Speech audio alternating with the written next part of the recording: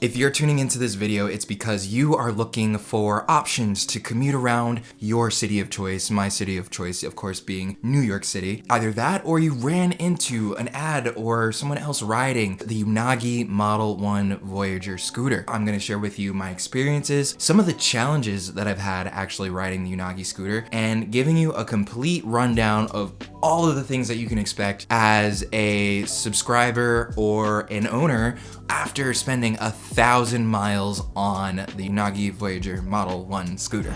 Oh my gosh, guys, it finally just happened. I hit my 1,000th mile. Oh my gosh, celebration! If you're tuning into my channel for the first time, my name is Everett Smith, and this is Easy NYC Real Estate, where normally I make New York City real estate easy for you, and today I'm going to make your commute around New York City, or any other city for that matter, much easier. No more getting stuck in traffic if you're someone who drives yourself or is normally taking cars everywhere. No more worrying about your bike getting clipped because you left it outside, because it is too large and inconvenient to actually bring upstairs or into your building. No more showing up sweaty and exhausted to appointments because you live in Bushwick and you have to commute all the way to Carroll Gardens and there is no direct train line, so you have to bike all the way across, which means you're gonna be getting your workout in. I got the scooter for all of these reasons, and I didn't even realize I was getting it for those reasons when I first made the purchase. I am a real estate agent. A lot of my job requires me to go from point A to point B, showing as many homes and apartments as possible to people who are looking to move on a regular basis, finding the quickest and most efficient way to actually get there. I usually work in Brooklyn, Manhattan, and Queens. Always some body of water that you have to go over or under in order to get from borough to borough. I guess you could take the ferries that they now have. It can get very expensive if you're not using public transportation 99% of the time. I want to minimize my commute time as much as possible because when I'm in the subway, I can't make phone calls, right? It's hard to actually do my job if I'm commuting, and plus I get car sick as well. So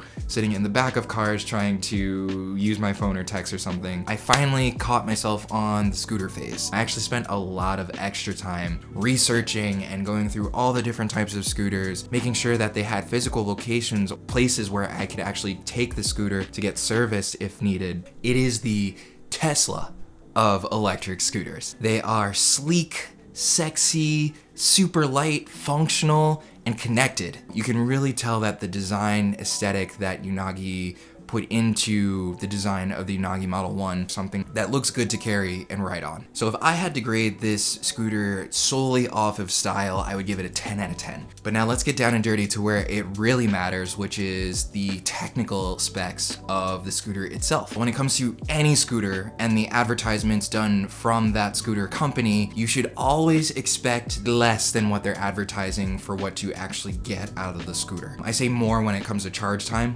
It takes about 2.5 hours to get fully charged, and I think they boast or advertise on their website for 2 hours. But really what it comes down to for me, the most important was the distance. Based on your size and weight, I think the scooter advertises for somewhere about 18 to 20 miles total. It really only gets me about 10 to 11 miles before it actually starts to die. That brings me to my first pain point here with the Unagi Model 1 Voyager, which is when the scooter does get to its low battery mode. It's usually like one notch left on the battery bar. The scooter starts to beep incessantly and doesn't stop for anything. First, it starts off as like a consistent beep every like 45 seconds. It's like beep, beep, which wouldn't be that bad if that was all it did. Keep riding the thing.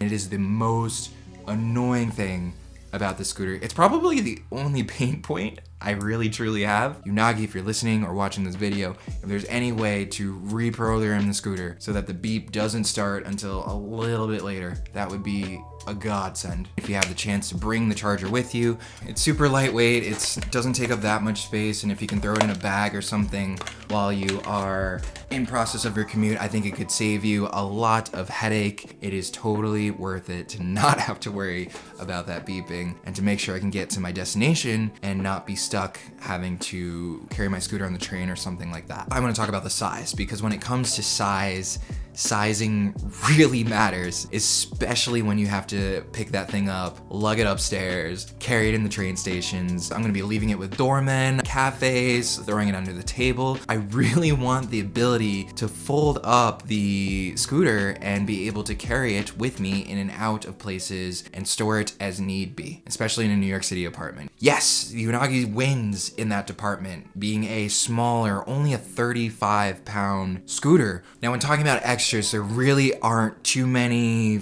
additional features to the scooter itself, but I'm gonna tell you about what makes this scooter 20,000 times better than any other scooter that you're gonna buy on the market, and that is the wheels. You see that? Yeah, you can see that. You can see that. Yeah, so those wheels are see-through. You can see that there. Here, let me put this back. These wheels are extra special because they are airless. A lot of the scooters out there currently are using traditional tires with tubes on the inside of them, which suck in New York City. You've got who knows what on the streets, rocks, needles, cobblestone. You have to be very careful when you're riding a scooter, because it can be very easily that you hit one of these obstructions in the middle of the road, and if that obstruction is a nail sharp enough to puncture your tire, you are going to end up with a flat tire. Featuring these tires on the Unagi Model 1 Voyager was a game changer because they're airless, designed specifically to roll over potential obstructions without having any sort of issues in terms of popping the wheel or popping the tires. It would be much smoother if it did have that shock absorbing value from built-in shocks. If you're used to riding on rubber tires and with the tubes in them, you'll probably feel it a lot more than that, especially if you're on like bumpy roads or cobblestone roads. So you're gonna want to be careful about hitting any large bumps.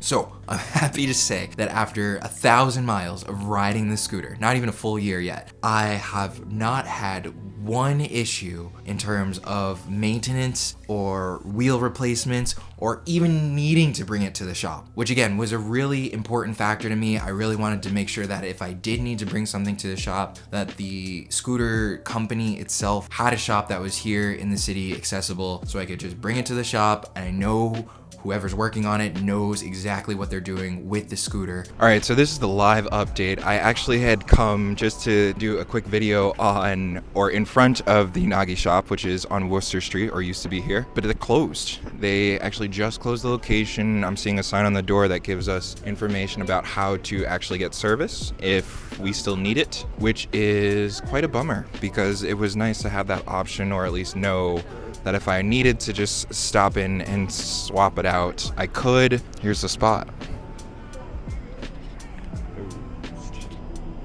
It turns out in the 7 months that I've had it, I didn't even need it. I've spent $0 in maintenance. That brings me to the next point, which is pricing. So you can buy the scooter completely outright and own it. It's all yours. You can do whatever you want with it at that point. Or Unagi has this awesome subscription-based model. It must be a killing for them the way they set it up. Like 60 to 90 bucks a month, and just pay for it on the monthly basis, which is great if you're someone not like me and you don't want to ride in the middle of winter because it's freezing outside. When you first order the scooter, they definitely want to make sure it actually gets delivered to its location, so they will coordinate with you to the address that you send and have you specifically sign for it so that you can say you received it and you can unbox it yourself. I was actually going to make an awesome unboxing video for this scooter when I first received it 7 months ago, but whoop, there's the beeping to turn off. It turns off after 3 minutes. I guess that's kind of cool too. I was actually gonna make a video for the unboxing of the scooter when it first delivered.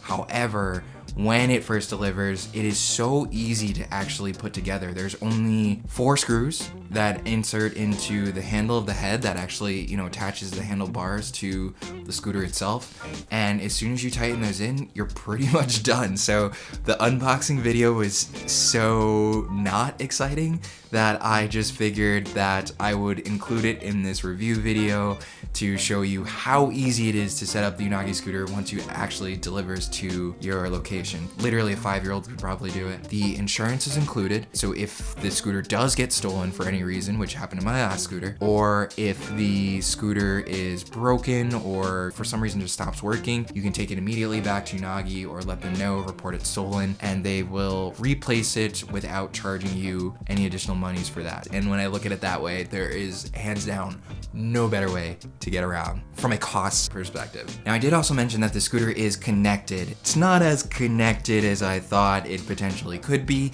I'm just opening up my app here. It'll tell you exactly how much distance that you have with the odometer here. It'll tell you how much battery you have, the distance until empty. It'll give you the speed setting that it's on. There's actually 3, actually technically and secretly there are 4 speed settings. When you unlock the scooter actually gets up to a speed of 21 miles an hour. You also have the acceleration of the scooter, which is either single power mode or dual power mode. That's using either 1 wheel or 2 wheels to help the scooter accelerate to its full speed. You can turn on the headlight from the scooter. You can also e-lock the scooter, which is an interesting feature. I don't think I've had a particular use case in which it actually makes sense, but e-locking the scooter means that you can't actually ride it. It'll kind of go dark on the scooter. It shows a lock symbol on the actual screen, and if you try to turn it on, the wheels will actually lock in place, so you can't really go anywhere on the scooter itself, which is kind of nice but funny, because if you turn the scooter off, you can ride it better than if you were turning the scooter on and trying to ride it. It's a little bit confusing for me, but it is something that is part of the app itself, so that's pretty cool. And then you also have settings. Friendly name. You can give your scooter a name. I didn't know that. That's kind of cool, I guess. You have the imperial units. You can change that to the metric scale. It tells you the distance to empty. So this is cool. You can actually calculate out your distance to empty based on, you know, your rider's weight and how many hills you expect to be climbed. So if you think you're gonna be on flat ground, it'll give you a higher number based on that. I just chose nominal because I expect, you know, going up hills and different bridges, whether it's up or down, I just want to expect the least amount of distance that I'm gonna get so that I can plan accordingly for more. So when you turn the scooter on itself, it'll have this green check mark here that tells you it's connected. It'll tell you when the next check-in is. So if you are subscribed to Unagi, you do have to check the scooter in, and it just gives you a real-time update of everything that you can expect from the scooter. The app is really not that exciting or fun to use. You can totally manage without it and totally be set to go on just riding the scooter and just checking in every once in a while, or not having to check in at all if you own that thing outright. I haven't had any bad crashes or big spills, which is nice. I definitely recommend wearing a helmet. The stopping power is actually really good for the electronic brakes for the scooter, and then tap that on with the physical brake that you have for the back wheel, and you shouldn't have any issues coming to a complete stop pretty quickly as needed, especially if you're in a pinch. It's got some awesome lights. It's got some awesome reflectors in the front and the back of the scooter. So I never have felt like I am not being illuminated, especially when I'm riding at night. That backlight does flash when you are pressing on specifically the electronic brake on the front. As formerly a avid biker around the city and now currently an e-scooter commuter, it's just a fun activity. I find myself every once in a while just taking the scooter, going to the park and just riding through and just enjoying myself. I would super highly recommend it for anyone out there who is looking for alternative transport, either because they don't want to drive as much, or they're sick of biking themselves, or maybe they just want to try it out for a month. And I have the link below in the description if you would like to get some discount for your first month when you're first getting started as a subscriber. And yes, it does help me get a discount on the month. I would love it if you throw me a comment if you do end up opting for the Unagi Model 1 Voyager, as I would love to see how many people actually take that next step because of this video. And if not, if maybe you have watched all this video and now you are more than afraid out of your mind to take something like the Unagi out in the streets, I wouldn't be, honestly. I think you're gonna have a grand experience for this scooter, whether you are a first-time rider on any sort of alternative transportation device, or you are a veteran out there looking for something that can substitute in between riding your bike around the city or any other type of mode of transportation that you're potentially using. So if you have watched all the way to the end of this video, I just want to say thank you so much. I really do appreciate it. And if you could like this video and or share